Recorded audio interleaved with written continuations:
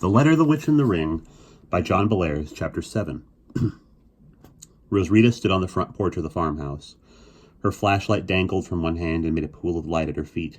Slashes of rain cut across her shoes, and lightning lit up the wildly thrashing trees across the road. Thunder rolled. Rosrita felt stunned. She felt as if she were walking in her sleep.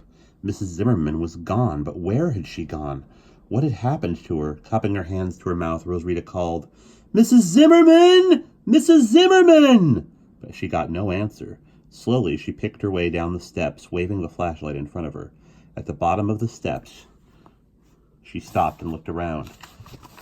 If Mrs. Zimmerman had run out of the front door and down the front steps, it ought to have been easy to tell which way she went after that. The front yard was full of long grass, and Rosrita and Mrs. Zimmerman had not touched it on the night before, because they had come into the house using the covered walkway.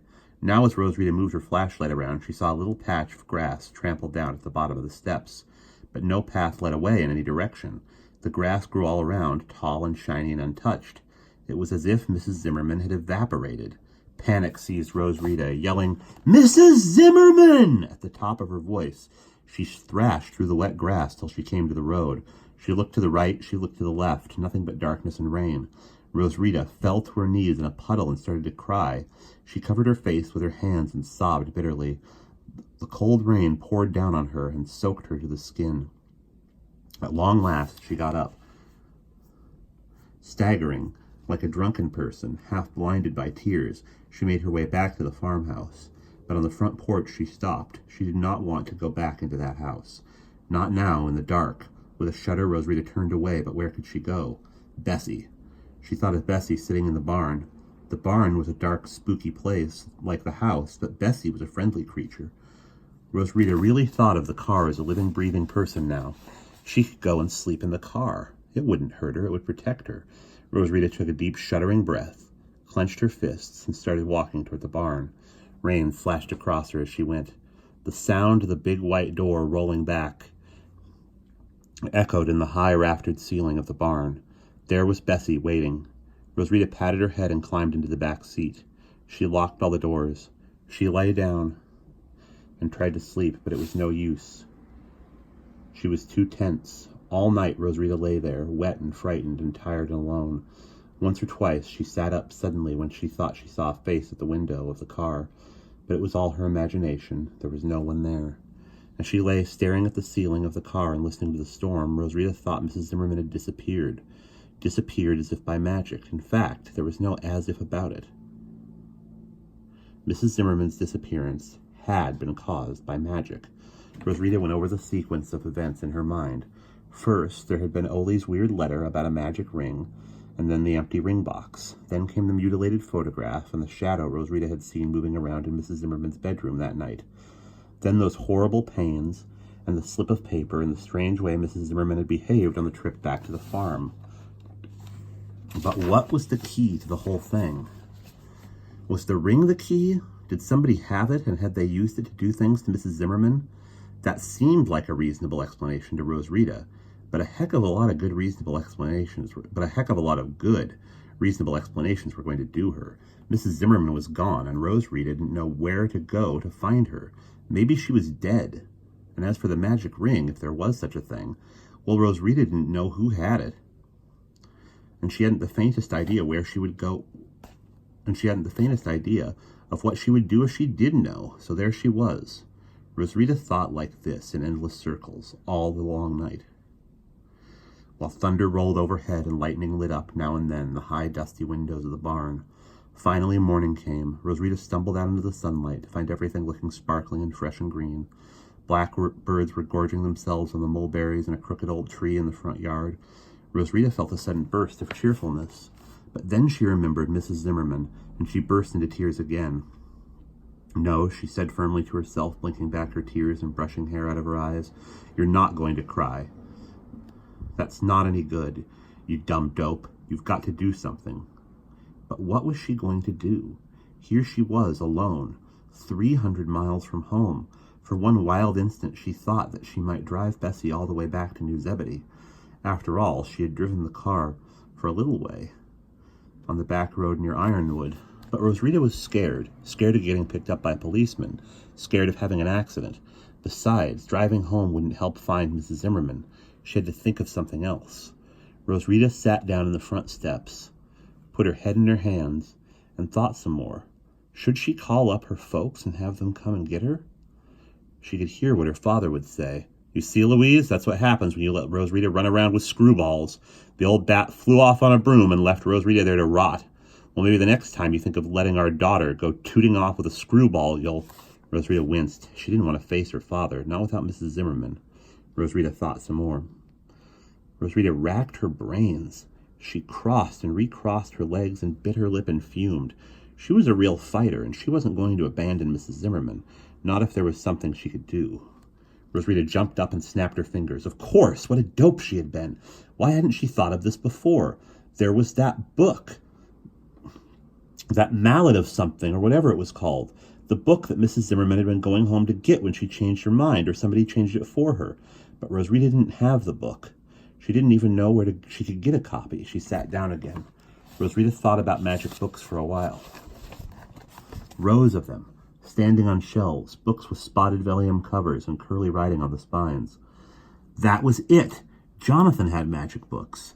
He had a whole big collection of them, and what was more, he had the key to Mrs. Zimmerman's house. If he couldn't find that old mallet whatchamacallit, he could just go next door and dig it out of Mrs. Zimmerman's bookcase. Also, Jonathan knew about magic, because he was a wizard himself. Rosarita could tell him what had happened, and he wouldn't think she had gone off her rocker. Good old Jonathan! He would know what to do. Rosarita got up and went into the house. There was an old-fashioned crank phone on the wall in the kitchen. Rosarita took the receiver off the hook and gave the crank a few twirls. The bells inside the box rang, but the line was dead. Mrs. Zimmerman had forgotten to pay Ole's electric bill, and she had forgotten to pay the phone bill. Rosarita hung up the receiver and stood there, feeling depressed. But then she remembered Gert Bigger's store. There was probably a phone there she could use. Rosarita didn't want to have anything more to do with the crabby old woman who had cheated Mrs. Zimmerman that night. They ran out of gas, but she didn't see any way around it. Gert Bigger's store was only a couple of miles down the road. Rosarita sighed. She would just have to walk there and get help. Rosarita started out. It was already a hot day. Even though it was early in the morning and the road was dusty, steam rose from Rosarita's clothing, which was still wet from the night before. She wondered if she would catch cold, but she didn't wonder very hard. Catching cold was the least of her worries right now. It was farther to Gert Bigger's store than Rosarita had thought it would be. Flies were buzzing around when Rosarita rounded a bend and saw the store shimmering there in the heat. It looked pretty much the way it had when she saw it the first time, but as she got closer to the store, Rosarita noticed one difference. There was a chicken in the yard, just one, a bedraggled-looking white hen. As soon as the chicken saw Rosarita, it began to cluck excitedly and run back and forth. Rosarita smiled. She had had a white hen for a pet once, Henny Penny. Or it was called Henny Penny. This poor lonely chicken reminded her of it. Rosarita wondered why the chicken was so excited. Then she noticed a stump in one corner of the yard. There was an axe leaning against it. It looked as if old Henny Penny was going into the pot long before... It looked as if old Henny Penny was going into the pot before long. Poor thing, Rosarita thought. It probably thinks I'm coming to chop off its head. Rosarita turned away and started up the steps of the store. But as she did so, she almost stepped on the small black dog. It was the same dog that had barked at her and Mrs. Zimmerman the other time. It must have been hunched down on the steps in the shadow, because Rosarita could have sworn that the steps were empty when she glanced at them a second time. Imitating Mrs. Zimmerman, Rosarita pulled back her foot as if she were going to kick the dog, and as before, the dog ran off into the shrubbery and disappeared. Rosarita walked up the steps. She opened the door and looked in. There was Gert Bigger, kneeling in the middle of the floor. She was unpacking cereal boxes and stacking them on a shelf. "Well," she said, glaring at Rosarita, "what do you want?" "I have to make a phone call," said Rosarita. Her voice was trembling as she spoke, and she was afraid she was going to burst into tears. "You do, huh? Well, you better have some money handy. There's a payphone over there on the wall." Gert Biggers pointed toward a scarred black phone at the end of the counter. Rosarita dug into her pocket and came up with a dime and a couple of pennies. She would have to make it a collect call. As she walked down the aisle toward the phone, Rosarita was aware that Gert Bigger was watching her. She wondered why. Oh well, thought Rosarita, she's just nosy. She dumped her coins into a little shelf on a little shelf in front of the phone and read the yellow sheet of instructions. For a collect call, she would have to dial 0 for the operator. Rosarita put her finger in the 0 hole and was just starting to dial when she saw, out of the corner of her eye, that Gert Bigger was still staring at her. She had let her work go and was just kneeling there in the middle of the aisle, watching. Rosarita stopped in mid-dial. She took her finger out and let the little wheel click back into place. She had just had a very strange thought. What if Gert Bigger had done something to Mrs. Zimmerman? She had a grudge against Mrs. Zimmerman, Rosarita knew that, and she lived close to Ole's farm. She might have broken in to steal the magic ring after he died. It was a crazy notion. Rosarita knew it was crazy, but she still wondered if she might be onto something. She turned, and her gaze met Gert Bigger's. "What's the matter now?" Gert Bigger growled. "You forgot the number you were supposed to call?" Yeah, no, ma'am, or never mind," Rosarita stammered. She turned to the phone. It was dumb, she told herself. That crabby old lady isn't any witch. She doesn't have any magic ring. Just stop playing detective and make your crummy phone call and get it over with. Rosarita dialed 0 and got the operator. She told her she wanted to make a collect call to New Zebedee, Michigan, to Mr. Jonathan Barnevelt. His number was 865. Rosarita waited. She heard vague, scratchy, and fumbly sounds, and then she heard the buzzing sound that meant the operator was ringing Jonathan's phone. Buzz, buzz, buzz.